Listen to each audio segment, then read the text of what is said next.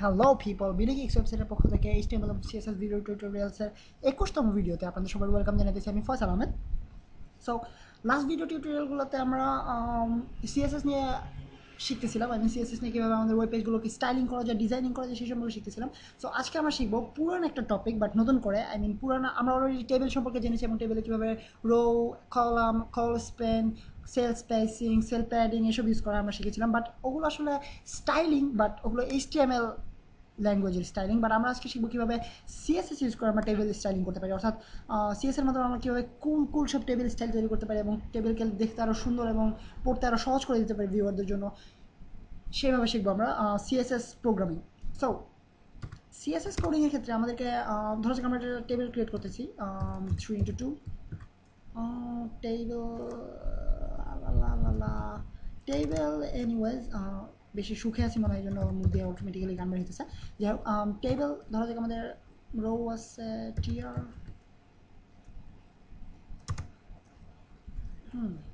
টিডি টিডিং টিডিং TR TR anyways, বেশি সুখে আছে আপনারা নিশ্চয়ই বুঝতেই পারতেছেন। যাই হোক, সো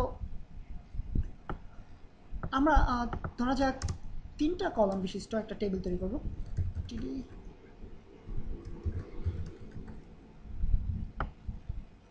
যেহেতু আইসার ঢেকে এটা আবারও প্রমাণ করতে হবে আমাকে, এই জন্য আমি জাস্ট কপি পেস্ট করলাম, দেন 2টা কলাম তৈরি করলাম। সো তৈরি হয়ে গেল আমাদের টেবিল অ্যান্ড বিডিগিক্স, আমাদের এলিমেন্ট অর্থাৎ টেবিল ডেটা। সো এখন আমরা এই টেবিলটাকে স্টাইলিং করব। বিডিগিক্স জাস্ট কপি পেস্ট করলেই হতো, যদিও তারপরে কেন যেন কষ্ট করে লিখতেছি। বেশি সুখে থাকলে যাওয়া, সুখে থাকতে ভূতে কিলায়। এনিওয়েজ, আমার একটা ফ্রেন্ডের একটা পেজ আছে, ফেসবুক পেজ, সুখে থাকতে ভূতে কিলায়। আপনারা আশা করি সবাই লাইক দেবেন এবং পেজের মজার মজার স্ট্যাটাসগুলো আপনাদের সবার পছন্দ হবে আশা করি। অ্যান্ড অ্যাডভার্টাইজিং এনাফ হয়েছে, আমি আমার ভিডিও টিউটোরিয়ালসে ফিরে যাই। সো অ্যান্ড আমরা চেক করি আমাদের টেবিলটা আসলে কীরকম হয়েছে। দেখতে পাচ্ছেন আমরা একটা টেবিল তৈরি হয়ে গেছে, 3টা কলাম এবং 2টা রো একটা টেবিল। এবং আমরা যদি হাইলাইট করি তাহলে আমাদের সবগুলো কন্টেন্ট আমরা দেখতে পাচ্ছি, অর্থাৎ আমাদের বর্ডার, মার্জিন এবং আমাদের সেল প্যাড, এগুলো আমরা সব দেখতে পাচ্ছি। সো এখন আমরা দেখবো কীভাবে স্টাইলিং করা যায়। আমরা দেখেছি কীভাবে border, cell space, cell pad এগুলো আমরা অ্যাড করতে পারি, বাট এখন আমরা শিখবো কীভাবে সিএসএস এর মাধ্যমে স্টাইল করা যায়। সো আমরা প্রথমে টেবিলটাকে আমরা ডিজাইন করি, অর্থাৎ পুরো টেবিলটাকে, টেবিলের আন্ডারে টেবিল রো, টেবিল ডেটা সবগুলোকে আমরা ডিজাইন করি। ধরা যাক আমরা একটা বর্ডার দিব, শুধুমাত্র বর্ডার 5 পিক্সেলস, সরি আমরা এক লাইনেই করে ফেলি। Then solid or dashed or dotted, anyways আপনাদের যেটা পছন্দ আপনারা ট্রাই করতে পারেন। দেন রেড। সো এখন যদি আমরা রিফ্রেশ করি দেখতে পাবেন আমাদের ডটের একটা বর্ডার পেয়ে গেছি আমরা পুরো টেবিলের চারপাশে।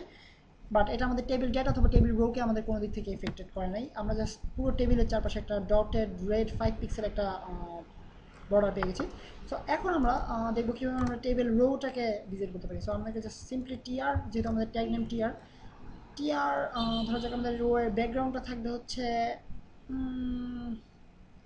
অর আমরা চাইতেছি শুধুমাত্র ব্যাকগ্রাউন্ড অ্যাড করতে, অর মেবি ব্যাকগ্রাউন্ড নয়। ধরা যাক কীভাবে করলে আপনাদের চোখে পড়বে বেশি। ওকে, ব্যাকগ্রাউন্ড কালার ধরা যাক blue or orange, and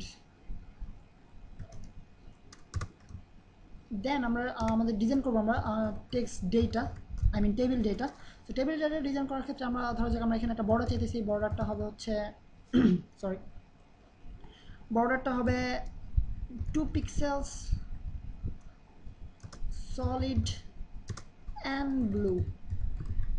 so আমি যদি রিলোড করি পেজটাকে, আপনারা দেখতে পাবেন আমরা আমাদের টেবিলটা পেয়ে গেলাম। এখানে আমরা দেখতে পাচ্ছি আসলে কি হচ্ছে। রোতে আমরা অরেঞ্জ ব্যাকগ্রাউন্ড নিলাম, এই রোতে পুরোটাতে অরেঞ্জ ব্যাকগ্রাউন্ড, এই রোতে পুরোটাতে অরেঞ্জ ব্যাকগ্রাউন্ড। দেন আমরা প্রত্যেকটা ডেটায়, টেবিল ডেটার চারপাশে একটা 2 পিক্সেলসের সলিড একটা ব্লু বর্ডার দিলাম। অ্যান্ড পুরো টেবিলের চারপাশে আমরা পুরো টেবিলের চারপাশে ডটেড একটা 5 পিক্সেলস একটা রেড কালারের বর্ডার তৈরি করলাম। সো এটা হচ্ছে আমাদের সিএসএস এর মাধ্যমে টেবিল ডিজাইন করা অথবা টেবিল স্টাইল করার বেসিক্স কিছু জিনিস, এবং আপনাদেরকে আগে শেখানো হয়েছে এরকম কিছু অ্যাট্রিবিউটস অথবা এরকম কিছু ভ্যালিউস দিয়ে আপনাদেরকে দেখালাম টেবিলটা। সো এভাবে আমরা কুল সব টেবিল তৈরি করতে পারি, অথবা আপনারা যেভাবে চান, আই মিন আপনার ইচ্ছা করলে বর্ডার ছাড়া তৈরি করতে পারেন, অথবা আমাদের বর্ডারটা যদি আমরা বাইরের বর্ডারটাকে যদি আমরা ব্লু করে দিই, এবার আপনারা চেক করতে পারেন কোনটাতে আপনাদের বেশি সুন্দর লাগতেছে অথবা বেশি জাঁকজমকপূর্ণ, আই মিন অসাম চরম সব ওয়েবসাইট কীভাবে আপনারা তৈরি করতে পারেন এটা আপনারা চেক করতে পারেন টেবিলসের মাধ্যমে।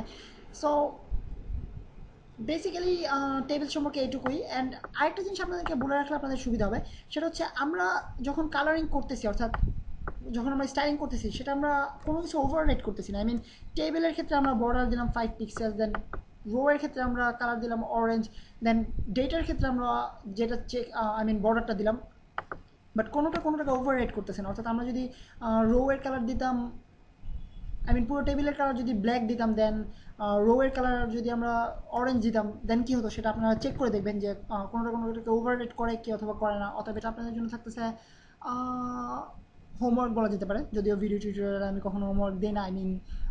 আই মিন যদি হোমওয়ার্কই নেওয়া হয় তাহলে আপনারা ইউনিভার্সিটিতে অথবা কলেজে অথবা কোচিং সেন্টার্সে টিচারদের কাছে শিখতে পারতেন, শুধু কষ্ট করে ভিডিও টিউটোরিয়াল শুনে দেখে এবং আমার বকবকানি শুনে আপনাদেরকে শিখতে হতো না।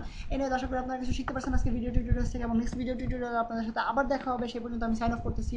Faisal Ahmed from BD geeks.